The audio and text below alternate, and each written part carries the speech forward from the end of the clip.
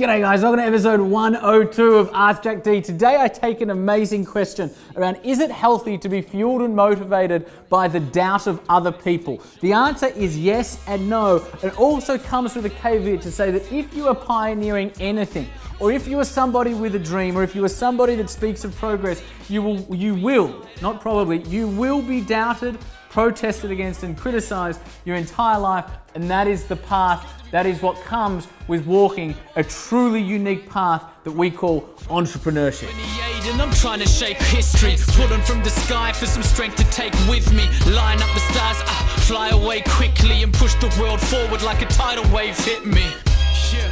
I ride the wave swiftly, I fear no man. Check my titles, mate, quickly. Came from the sky with the... G'day guys, welcome to this episode of Ask Jack D. We are in Mossman with the little furry bear, as always, for episode 102. Today's question comes from Jared Campbell from Twitter, who asks, Jack, a lot of my motivation comes from proving wrong those who have doubted me. Is it a healthy way to stay driven in the pursuit of success? Hashtag Ask Jack D. Jared, that is a really, really good question. And the answer is this. Firstly, the textbook answer to that is probably, the academic psychological textbook answer is probably no, you should be driven by something that's all warm and fluffy.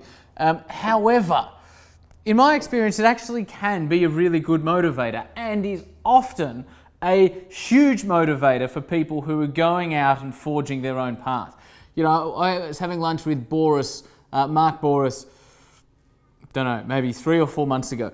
And he said to me, when he sold Wizard to GE, and I think he was moving on from GE, and he said to, the guy that was in the chair at GE, he said, do you need me to sign a non-compete? To say that I won't go out and start a competition at GE.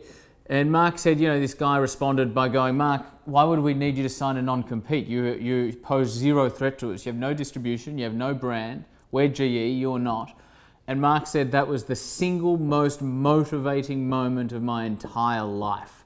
He said, in that moment, I knew I needed to go out and do it again, right? And so he was incredibly motivated by, he just sold, he sold Wizard to GE for $500 million, so he wasn't a small fish. Well, relative to GE, he probably was a small fish, but it wasn't like he was not proven. He had proven himself over and over and over again, and he still had this guy sitting across from him going, you pose no threat to us. He said, the single most motivating moment of my life. So yes, it can work. However, let me say this. You will get to a point where you have proven them wrong, right? You'll get to a point where you have proven their doubt wrong, at which point they'll tell you that you got lucky, or they'll tell you that they always knew you were going to be successful, right?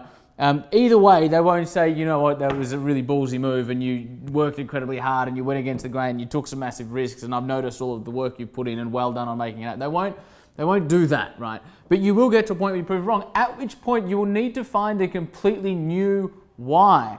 And this is something that's really common and not often talked about in entrepreneurship. But, just in my circle of friends alone, I could tell you, every probably 2 or 3 years, different entrepreneurs, like every entrepreneur, we'll be having a conversation and they'll say, I'm feeling like that sort of drive and that impetus and that spark and that hunger. It's obviously still there. For a lot of people, it never goes away.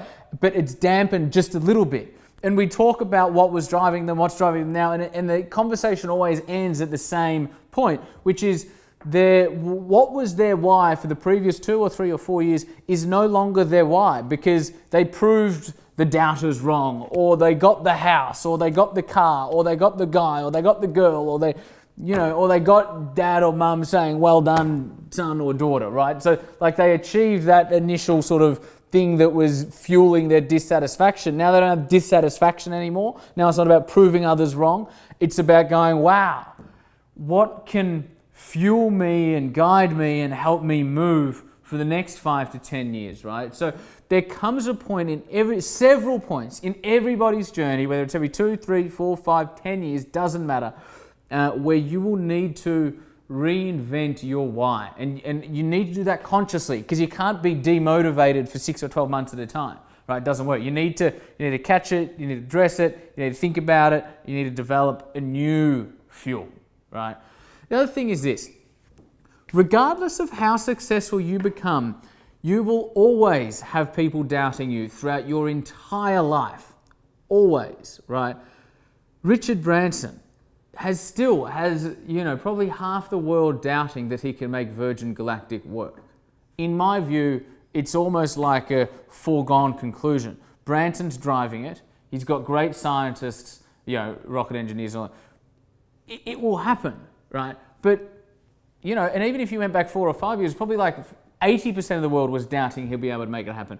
Because, you know, what are the reasons? Probably most people don't have the same level of vision that those watching this show do, right? As entrepreneurs and as dreamers, or as just people who are really ambitious in our career, or people that want to make a difference and contribute to the people around us, that comes with a natural aptitude at reimagining the future. What you need to realize is that 98% of people don't do that, don't work like that, and don't think like that. So it doesn't matter how proven you become. You can sell your business for $500 million to GE, and then you'll go, you know what I want to do now? I want to go and do ABC, and I want to build the next business, not to 500 mil, but I want to do it to a bill. And everyone will go, you can't do it, right? And then, so in a world that is trying to shape you and mold you to look like everybody else, to be somebody with a dream, to speak of that dream, to speak of progress, is to be doubted, is to be protested against. So you'll never get to a point where everybody in the world goes, you're awesome, you're amazing, we believe in you, go get them, we've got your back, right? Often, the higher you go, the further you travel, the more doubt, the more skepticism, and the more criticism that you'll attract. That's just the journey, right? Steve Jobs, for everything that he did and everything that he contributed, even today is still criticized for not being an inventor in the true sense of the word.